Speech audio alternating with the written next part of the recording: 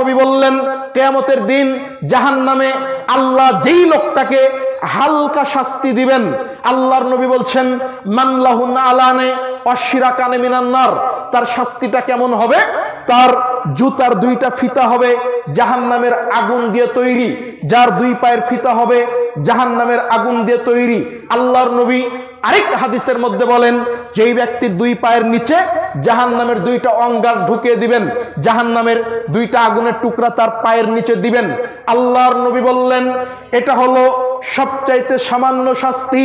ইয়াগলি মিনহুমা দিমাগুহু কামা ইয়াগলিল মিরজাল, ওই ব্যক্তির মাথার মগজগুলো টকবক টকবক করে ফুটবে, টকবক টকবক করে ফুটবে, যেইভাবে একদম জ্বলন্ত চুলার মধ্যে তামার হাড়ি বসিয়ে দিলে পানিগুলো লাফ দিয়ে পড়ার চেষ্টা করে, একদম বলক উঠে একদম টকবক করে ফুটে, ওই ব্যক্তির মগজগুলো টকবক করে ফুটবে, কান দিয়ে বের হয়ে আসবে, নাক দিয়ে বের হয়ে আসবে, মগজ ছিটকে বের হয়ে চলে যাবে। এটা হলো জাহান্নামে সামান্য শাস্তি। আল্লাহর নবী সাল্লাল্লাহু আলাইহি ওয়াসাল্লাম তিনি বললেন মায়ারা আন্না আহাদান আসাদ্দু মিনহু আযাবান, আর ওই লোকটা মনে করবে আরে আল্লাহ আমাকে এত শাস্তি দিচ্ছেন, আল্লাহ আমাকে এত শাস্তি দিচ্ছেন এই জাহান্নামে, আল্লাহ আমার চাইতে আর এত বেশি শাস্তি কাউকেই দিচ্ছেন না। কিন্তু ওই লোকটার আযাব কি বেশি নাকি কম বলেন?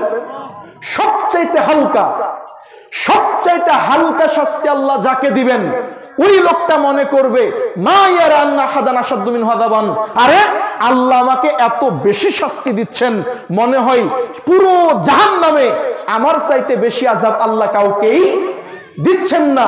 আল্লাহর নবী বললেন ওয়াইন্নাহু আহওয়ানুহুম আযাবা, অথচ এই লোকের আযাব হলো দুনিয়াতে এই জাহান্নামে সবচাইতে সামান্য হালকা আযাব। হালকা আযাব যদি এত ভয়ঙ্কর হয়, জাহান্নামের সামান্য শাস্তি যদি এত ভয়ঙ্কর হয়, জাহান্নামের সামান্য আযাব পেয়ে যদি লোকটা বলে আল্লাহ আমাকে এত শাস্তি দিচ্ছেন, পুরো জাহান্নামে আমার চাইতে মনে হয় আল্লাহ এত বেশি শাস্তি কাউকেই দিচ্ছেন না। জাহান্নামের হালকা সামান্য আযাব যদি এত ভয়ঙ্কর হয়, তাহলে জাহান্নামের কঠিন থেকে কঠিন শাস্তি কত ভয়ঙ্কর হতে পারে আপনাকে কিভাবে বুঝাই?